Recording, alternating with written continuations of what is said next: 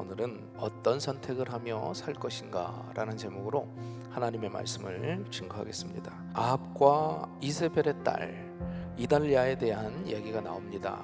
이달랴가 이제 왕권을 잡는 이야기, 그리고 또 그의 손자 요아스가 다시 왕권에 오르는 이야기가 나오고 있는 거죠. 유다 왕 아하시아가 이제 북이스라엘의 왕 요람을 문병 갔다가 이제 죽게 되지요. 아들이 죽었다 하는 소식을 듣고 놀랍게도 그 왕의 씨를 다 죽입니다. 자기 손자들을 다 죽여버립니다. 아달랴가 왕위에 오르게 된다라는 거죠. 도대체 왜 그런 일들을 했을까?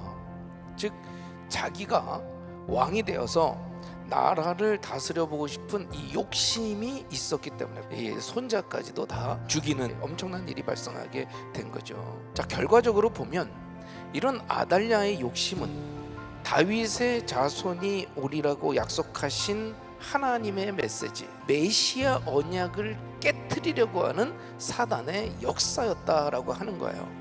만약에 이때 한 사람도 살아남지 못했다면 다윗의 혈통을 통해서 메시아가 오시겠다라고 하는 하나님의 약속 자체가 무산되어 버릴 수 있는 위기였다라는 거죠. 그런데 놀랍게도 하나님께서는 한 사람을 선택하셔서 그 다윗의 자손의 씨가 마르지 않고 계속해서 이어질 수 있는 기적을 베푸신 줄로 믿습니다. 놀랍게도 이 아달랴의 반대편에 섰던 아달랴의 딸이었기 때문에 죽임을 당하지 않았다라는 거예요. 우리 인생이 이 환경에 대해서 영향력을 참 많이 받기는 하지만 이 환경이 전부는 아니다라고 하는 사실을 우리는 기억해야 됩니다. 보통 친정 어머니와 딸이 찰떡궁합이잖아요. 딸과 어머니가 이게 잘 맞습니다. 그래서 어머니를 보통 닮게 마련인데 여호세바는 어머니의 영향을 전혀 받지 않았다라는 거예요. 어떻게 이런 일이 가능할 수 있었는가? 바로 이건 인생의 선택이 중요하기 때문에 그렇다라는 거죠. 자, 어머니 아달랴는 어땠습니까? 이기적인 욕심의 지배를 받는 세속적인 여자였다라는 거예요. 그런데요, 딸은 아주 경건한 삶을 사는 존경스러운 사람이었다는 거예요. 친혈육들을 도륙하는 그런 엄청난 사건이 일어나는 현장에서 목숨을 걸고 자기 조카 요아스를 구해내고 있었다라는 거예요. 여호세바가 역대하에는요 여호사부앗이라고 되어 있습니다. 같은 사람이에요. 그 뜻이 뭐냐? 여호와는 풍요이시고 전체이시다. 즉 여호와만을 인정하고 여호와만은 붙들다라고 하는 그런 말이 되는 거겠죠. 우리들도요 날마다의 선택이 있습니다. 그럴 때마다 우리는 하나님의 선하신 뜻을 이루는 선택을 할 것이냐, 아니면 우리가 세속적인 욕심에 사로잡혀서 사단 마귀의 선택을 할 것이냐, 거기에 달려있다라는 거죠. 이세벨 밑에서 신앙교육을 받았던 아달랴, 처음에는 그저 자기의 본색을 숨기고 있었겠죠.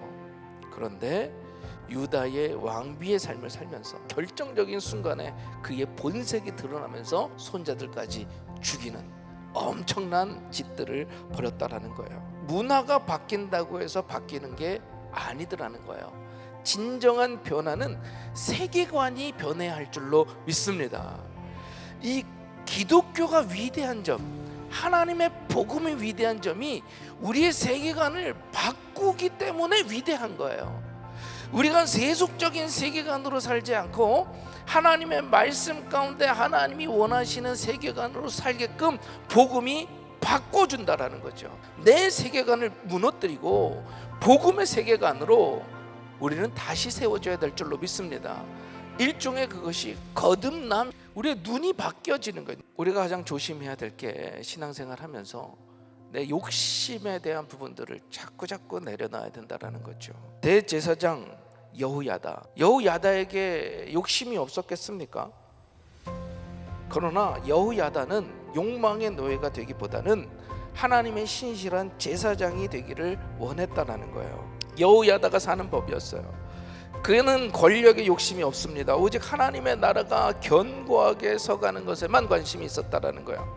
그래서 요아스를 왕으로 세우고 바알 신당을 헐고 성전 예배를 회복하여 온 백성이 즐거워하고 온 성이 평안하더라라고 했어. 그리고 결국 아달랴는 왕궁에서 죽임을 당했다라는 거죠. 오늘 본문 말씀은 욕심에 사로잡힌 사람과 하나님에게 사로잡힌 사람의 아주 대비되는 결과를 보여주고 있어요. 하나님께 사로잡힌 사람은요, 사람을 살리는 일에 쓰임받고 사람들에게 평안을 주고 즐거움을 주는 일에 쓰임받는다라고 하는 거죠.